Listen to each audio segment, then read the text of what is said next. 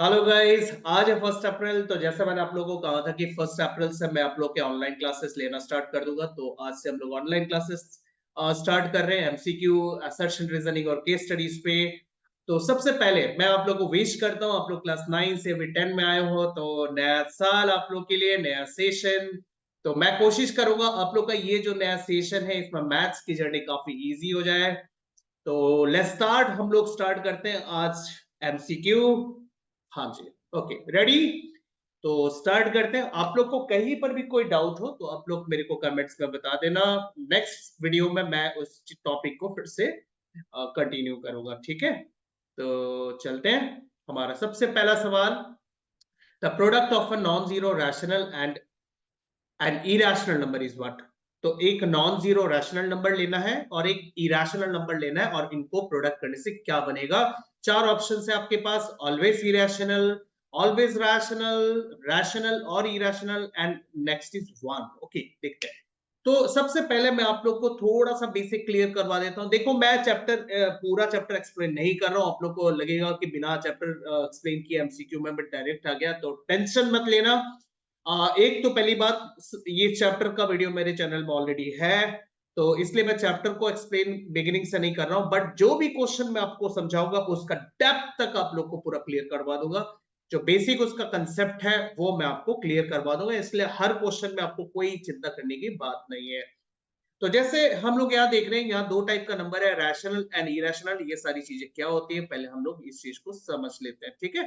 तो let's start. देखो, ये रैशनल और इरेशनल दोनों नंबर को एक साथ मिला के बोला जाता है real number. Okay, real number के दो ग्रुप हो गए, एक तो आपने अभी देखा रैशनल, दूसरा क्या हो गया, दूसरा हो गया इरेशनल। Irrational, okay. अभी इरेशनल को अगर हम और भी छोटे छोटे पार्ट में बांटे, क्लासिफाई करें, तो इसमें आ जाता है इंटीजर, नेक्स्ट आता है होल नंबर्स, उसके बाद आता है नेचुरल नंबर्स, उसके बाद आता है fractions. Okay, fractions actually, rational number और फ्रैक्शंस में ज्यादा डिफरेंस नहीं है। रैशनल नंबर और फ्रैक्शंस दोनों में क्या होता है, पी बाई क्यू फॉर्म होता है। ओके, एंड रैशनल नंबर में P and Q both are integers, मतलब पी एंड क्यू जो है दोनों दोनों इंटीजर्स होते हैं इसमें, ठीक है। लेकिन जो फ्रैक्शंस में पी बाई क्यू होते हैं, फ्रैक्शंस में जो पी बाई क्यू होते हैं उसमें P and Q both are natural numbers, ध्यान रखना। नेचुरल नंबर्स या होल नंबर्स, होल नंबर्स, ठीक है, होल नंबर्स। तो दोनों होल नंबर्स होते हैं फ्रैक्शंस में। फ्रैक्शन इज अ पोर्शन, ठीक है। जैसे फॉर एग्जांपल, मान लो आपने एक चॉकलेट लिया एंड चॉकलेट को टुकड़ों में बांटे, मान लो 4 टुकड़े बने, और उसमें से एक आप खा रहे हो। तो आप क्या कर रहे हो, 4 में से एक ले रहे हो, 4 का एक हिस्सा आपका हुआ, तो इसी को फ्रैक्शन बोला जाता है। तो पोर्शन, तो पोर्शन हमेशा हम होल नंबर्स को यूज करके करते हैं, ठीक है। तो ये fraction is a P by Q form, where P and Q are whole numbers, ध्यान रखना। और रैशनल नंबर में क्या होता है, P and Q are integers. दोनों में कॉमन सी बात है, Q can not be zero. हाँ, इस बात का ध्यान रखना, Q can not be zero in both the cases. Okay, तो नेक्स्ट आता है एक और कैटेगरी, इसमें आता है डेसिमल्स। तो आपने ऑलरेडी क्लास 9 में दो टाइप, टोटल 3 टाइप के डेसिमल्स पढ़े थे, आप लोग को याद होगा। Terminating decimals, non terminating and recurring decimals, and non terminating and non recurring decimal, ये क्लास 9 में ऑलरेडी डिस्कस किया। तो यहाँ पे दो टाइप के डेसिमल्स आते हैं। नंबर 1 इसमें आता है टर्मिनेटिंग, ठीक है, टर्मिनेटिंग डेसिमल्स, एंड दूसरा कैटेगरी हो गया नॉन टर्मिनेटिंग,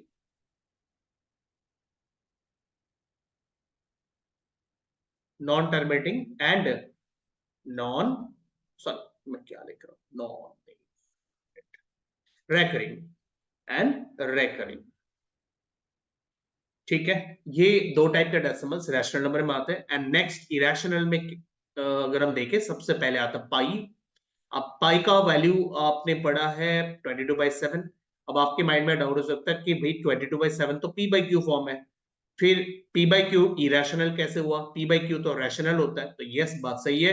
तो फिर हम इसमें पाई का वैल्यू 22/7 क्यों लेते हैं, तो इसलिए लेते हैं क्योंकि इसका जो वैल्यू होता है, डेसिमल वैल्यू, वो 142857, ये इस टाइप का डेसिमल होता है। तो अभी पाई का जो एक्चुअल वैल्यू वो भी 3.14 समथिंग 2372 ऐसा कुछ होता है, मेरे को एग्जैक्टली अभी याद नहीं है, बहुत लंबा वैल्यू है, non terminating non recurring value है ये। मैंने ये जो 14 के बाद डेसिमल से एग्जैक्टली मुझे याद नहीं है, तो कुछ ऐसा है, non terminating and non recurring इसका डेसिमल वैल्यू है।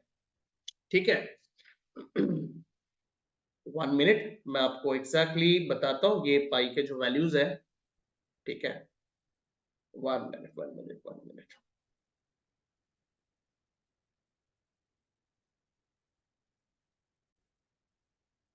ओके, तो ये जो वैल्यूज है, ये मैंने पाई के वैल्यूज नोट किए यहाँ पर 1415926, इस तरह से ये पाई का वैल्यूज है।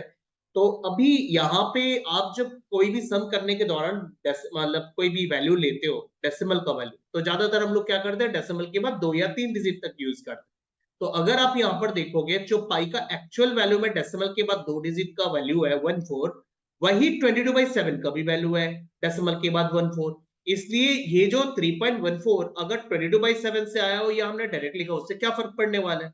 इसलिए हम 3.14 को 22/7 या फिर नॉर्मली 3.14 पाई का वैल्यू मान लेते हैं। इसलिए कभी कभी हम 22/7 लिखते हैं, लेकिन एक्चुअली पाई का जो वैल्यू है वो 22/7 नहीं है, क्योंकि हम सिर्फ डेसिमल के बाद 2 ही वैल्यू यूज करते हैं डेसिमल के, इसलिए हम मान लेते हैं कि एक बार 22/7 ही है और कोई खास बात नहीं है, एक्चुअल वैल्यू ये है। तो ये एक non terminating non recurring decimal है, इस वजह से पाई इरेशनल है। नेक्स्ट, रूट वाले नंबर जैसे कि √2, √3, √4 ऐसे नंबर्स, मतलब आपको अगर ये निकालना हो तो मैं आपको इसका हिंट भी दे देता हूं। जैसे नेचुरल नंबर जितने सारे हैं उसमें से आप परफेक्ट स्क्वायर को हटा दो। परफेक्ट स्क्वायर किसे बोलते हैं, 1 का स्क्वायर 1, 2 का स्क्वायर 4, 3 का स्क्वायर 9, 4 का स्क्वायर 16, 5 का स्क्वायर 25, इन नंबर्स को बोलते हैं परफेक्ट स्क्वायर। अगर आप नेचुरल नंबर में से इनको हटा देते हो तो क्या बचेगा, 2 बचेगा, 3 बचेगा, 4 बचेगा, सॉरी 4 कैसे, 5 बचेगा, 6, 7, 8, अब 9 हट गया, 9 हट गया तो क्या बचेगा, 10, फिर 11, 12, 13, 14, 15, 16 हट गया ना, तो 17, 18, 19, 20 इस तरह से नंबर्स बचेंगे। तो इनके ऊपर अगर आप रूट डाल देते हो तो ये सारे नंबर बन जाते हैं इरेशनल नंबर। मतलब इसका मतलब ये है कि इरेशनल नंबर ऐसे रूट वाले नंबर होते हैं जिनका रूट नॉर्मली फैक्टराइजेशन से सॉल्व नहीं हो सकता। ठीक है, ऐसे तो ये सब इरेशनल नंबर हो गए। लेकिन अगर आपने ये परफेक्ट स्क्वायर पे रूट डाले होता ना, जैसे 1 का रूट 1 हो गया, 2 का रूट क्या हो गया, सॉरी 4 का रूट क्या हो गया, 4 इज द परफेक्ट स्क्वायर, इसका रूट क्या हो जाएगा, इसका रूट हो जाएगा 2, 9 का रूट हो जाएगा 3, है ना, 16 का रूट हो जाएगा 4, इस तरह इनके तो रूट हो जाता है, और जैसे ही रूट हो जाता है बन जाते हैं नेचुरल नंबर, और नेचुरल नंबर रैशनल नंबर होते हैं। इसलिए रूट अगर हट रहे तो रैशनल होता है, और रूट अगर नहीं हट रहे फैक्टराइजेशन मेथड से तो वो इरेशनल नंबर होते हैं। तो इस वजह से ये जो √2, √3, √5, √6 ये सारे के सारे नंबर हो गए इरेशनल। एंड नेक्स्ट है डेसिमल। तो इसमें कौन सा डेसिमल आता है, हाँ? इसमें आता है non terminating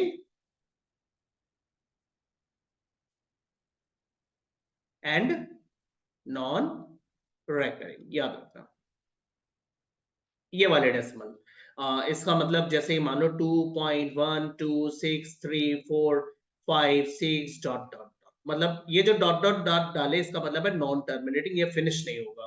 and non recurring का मतलब है डेसिमल के बाद रिपीट नहीं होगा, कुछ रैंडमली डिजिट्स आते रहेंगे, कोई पैटर्न नहीं होगा। या फिर एक खास तरीके से भी हम लिखते हैं जैसे 1.201 20001 20001 डॉट डॉट डॉट, तो ये भी एक पैटर्न है इरेशनल नंबर या फिर नॉन टर्मिनेटिंग या नॉन रेकरिंग डेसिमल्स को लिखने का। ठीक है, तो ये मैंने आपको 2 टाइप के एग्जांपल्स दिखा दिए non terminating non recurring decimal. तो इस तरह से ये रैशनल नंबर होते हैं और इरेशनल नंबर होते हैं। मैंने सारे रैशनल नंबर्स आपको बता दिए, एंड इरेशनल नंबर क्या क्या टाइप के होते हैं सारे बता दिए। ठीक है, तो इस टाइप के नंबर्स पे ये सवाल है यहाँ पे। तो मैं आपको एक बार ये एक बार डिलीट कर देता हूँ, नहीं एक बार रहने देते इसे। तो आपको क्या बोला है यहाँ पे, नॉन जीरो रैशनल नंबर, मतलब आपको जीरो नहीं लेना। अगर आप जीरो लेते हो तो क्या होता है, और एक इरेशनल नंबर लेते हो, मान लो √2 लिया, अब आप जीरो को अगर आप इससे मल्टीप्लाई करते हो तो क्या बन जाएगा, जीरो बन जाएगा। जीरो क्या है, रैशनल है, इसलिए आपको बोला कि भाई आप जीरो मत लो, आप ना नॉन जीरो लो। मतलब कोई दूसरा रैशनल नंबर ले लो, जैसे मान लो 5 ले लिया, ठीक है, 5 एक रैशनल नंबर है, इसके साथ मैंने इरेशनल नंबर लिया और उससे मल्टीप्लाई किया, तो क्या बना 5√2। तो क्या हुआ इसमें, इसमें अभी भी रूट है, तो किसी भी नंबर में अगर रूट रह जाता है, रूट नहीं हटता किसी भी तरह, तो उसे हम बोलते हैं इरेशनल नंबर। ध्यान रखना, हाँ, इरेशनल में रूट होनी चाहिए। हाँ, अगर रूट नहीं हट रहा तो इरेशनल, अगर कैलकुलेशन के दौरान रूट हट गया तो वो रैशनल। ओके, तो इसका मतलब ये इरेशनल नंबर है। जिनको ये सारे कंसेप्ट क्लियर है वो थोड़ा सा ये टॉपिक को स्किप करके देखो। हाँ, वरना मैं एक्चुअली सबके लिए बता रहा हूँ, जिनका कंसेप्ट क्लियर नहीं है, चैप्टर आपने नहीं समझा है, तो मेरे इन हर क्वेश्चन के बीच में आपको उन चैप्टर का एक्सप्लेनेशन मिलता रहेगा, ठीक है। तो ये सारी चीजें वहां पे है, एक्सप्लेनेशन में है, तो मैं इसको हर क्वेश्चन के द्वारा एक्सप्लेन कर रहा हूँ। तो ये आपके रैशनल नंबर क्या होता है और इरेशनल नंबर क्या होता है मैंने आपको समझा दिया, ठीक है। इसी पे ये क्वेश्चन था, नॉन जीरो रैशनल और इरेशनल को मल्टीप्लाई करने से क्या होता है, तो इसका आपने देख लिया। मल्टीप्लाई में भी क्वेश्चन आ सकता है, किसी क्वेश्चन में एडिशन पे आ सकता है, किसी क्वेश्चन में सब्ट्रैक्शन में आ सकता है। तो ध्यान रखना, किसी भी चीज पे आए, multiply, multiplication, division, subtraction, addition, किसी में भी आए, ध्यान रखना एक बात का, अगर रूट है, रूट नहीं हटा कैलकुलेशन के दौरान, वो इरेशनल नंबर होगा। और अगर रूट नहीं, मतलब रूट हट गया, मान लो कैलकुलेशन आपने किया और रूट हट गया, तो फिर आप बोलोगे रैशनल, ठीक है। एक छोटा सा बात है, इतना ध्यान रखने से हो जाएगा। तो चलो नेक्स्ट क्वेश्चन में चलते हैं। ये हमारा अगला सवाल है, देखो। Total number of factors of prime numbers, ठीक है। प्राइम नंबर के कितने फैक्टर्स होते हैं, total number of factors of prime numbers. अब जिनको पता उनको तो आराम से आंसर लिख लोगे, राइट। प्राइम नंबर्स के कितने फैक्टर्स होते हैं, तो देखो ये प्राइम नंबर्स आया कहां से, नेचुरल नंबर्स आपको पता है, सॉरी,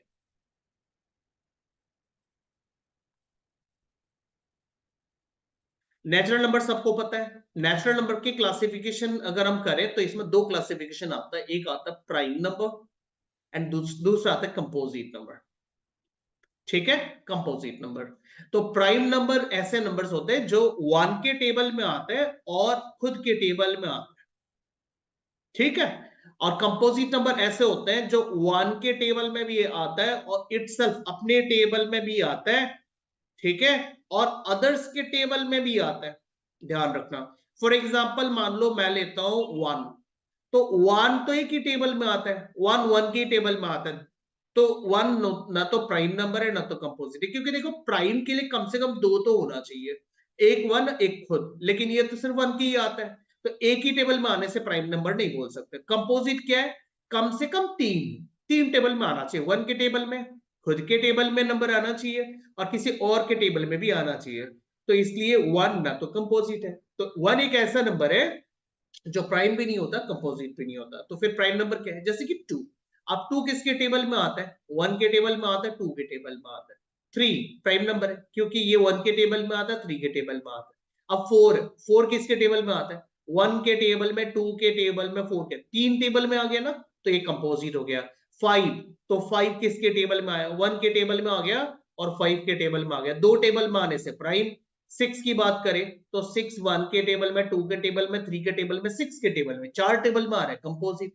तो दो टेबल में आने से प्राइम नंबर होते हैं एंड तीन टेबल में आने से उसे कंपोजिट। अच्छा, आप इनको फैक्टर्स भी बोल सकते हो, मतलब 2 के दो फैक्टर हो गए 1 और 2, 4 के तीन फैक्टर हो गए 1 2 3, ये मतलब जिनके जिनके टेबल में आ रहा है ना वो सब नंबर्स फैक्टर होते हैं, तो आप इनको फैक्टर भी बोल सकते हो। मतलब 4 के तीन फैक्टर है, 6 के चार फैक्टर है, ओके, चार फैक्टर है। यहां तरीके देख लो, दो फैक्टर है। 5 का देख लो, दो फैक्टर है, मतलब जितने सारे प्राइम नंबर होते हैं उनके दो ही फैक्टर होते हैं, और कंपोजिट नंबर में दो तीन से ज्यादा फैक्टर, तीन या तीन से ज्यादा फैक्टर होते हैं। तो कितने फैक्टर हुए प्राइम नंबर के, टोटल नंबर ऑफ फैक्टर कितने हुए प्राइम नंबर के, दो फैक्टर हुए। यहाँ पे देखो, आप कोई भी प्राइम नंबर लोगे वो खुद के टेबल में आता है और 1 के टेबल में आता है, दो दो ही फैक्टर होते हैं। तो जिनको इनका कंसेप्ट क्लियर है वो झट से आंसर कर दो इसका आंसर, ठीक है। तो चलो ये क्लियर हो गया, अगला सवाल देखते हैं, next question.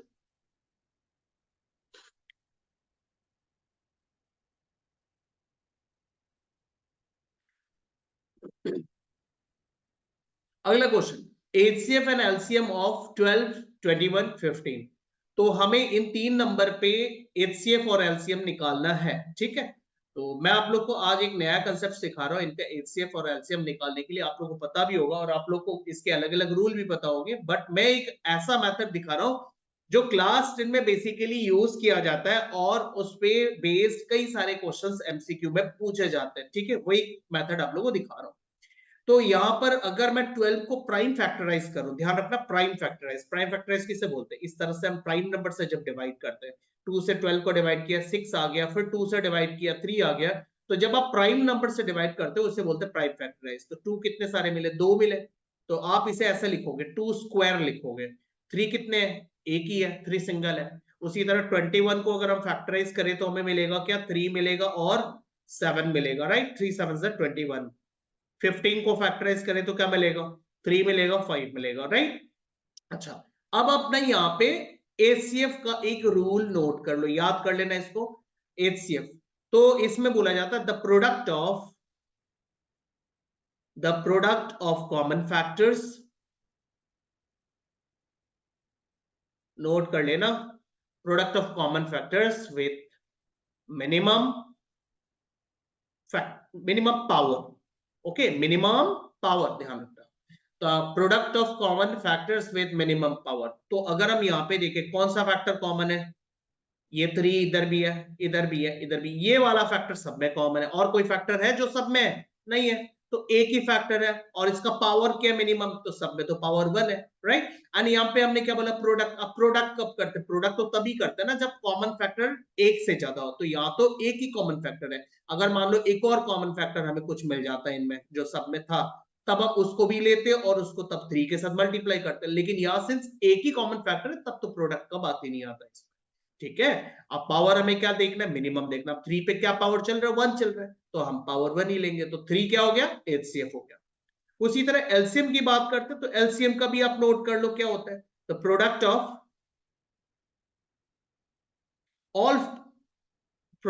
All different factors, different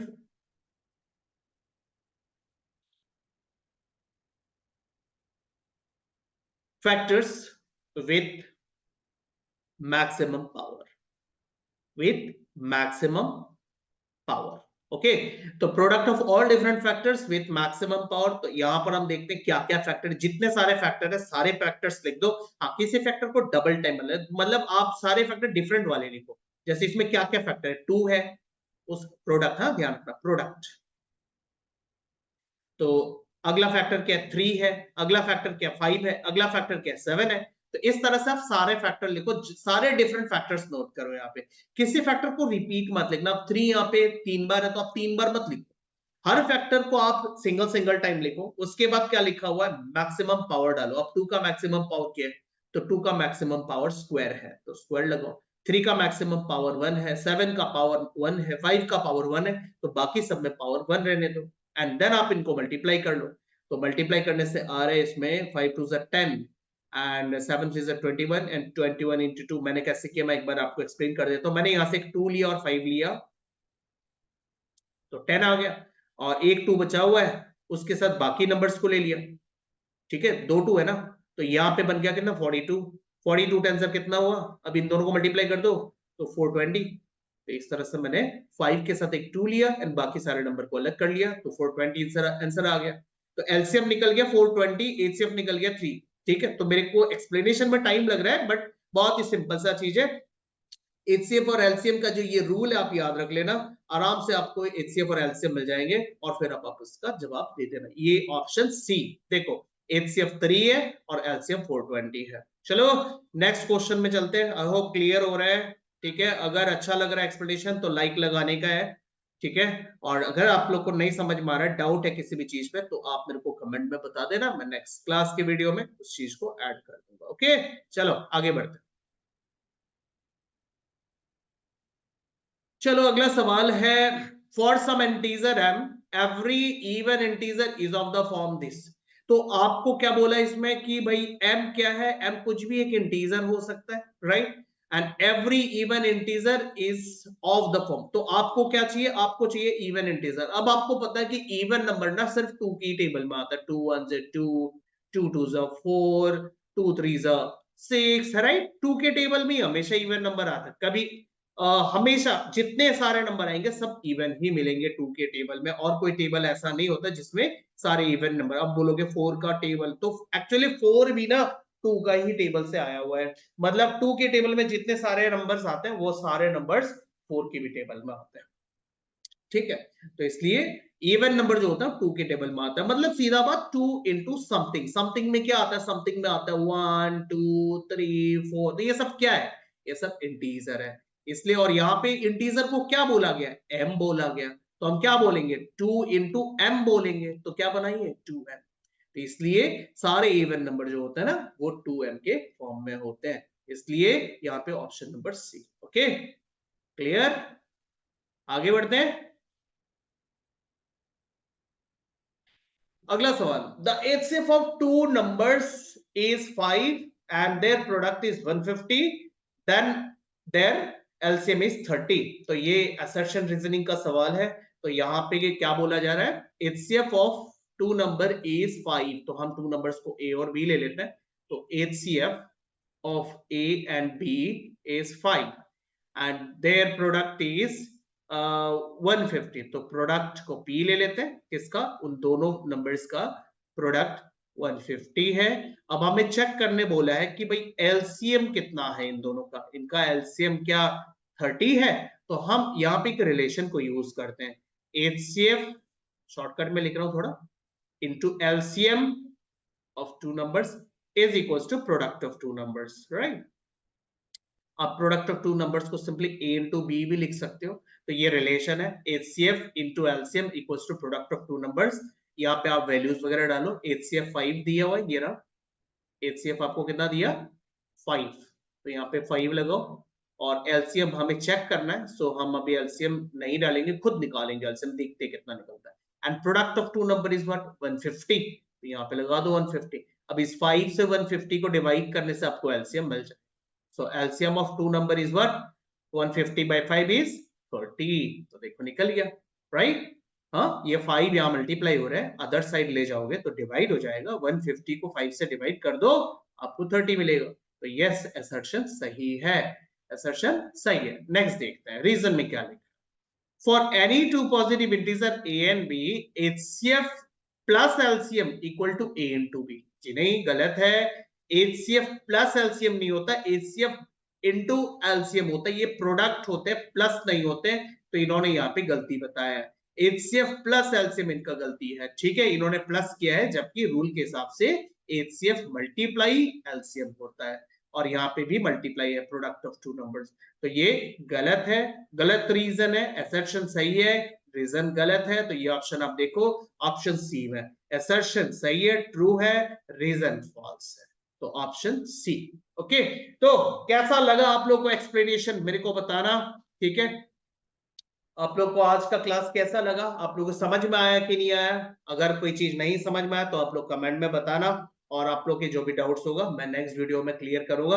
तो इसी तरह से हम लोग क्लासेस कंटिन्यू करेंगे, वीकली मैं आप लोग के 3 क्लासेस लूंगा, एमसीक्यूज, असर्शन रीजनिंग और केस स्टडीज। तो आप लोग का नेक्स्ट क्लास भी सेम एमसीक्यू, असर्शन रीजनिंग ही डिस्कस करेंगे, एंड फ्राइडे वाले क्लास में हम लोग केस स्टडी डिस्कस करेंगे।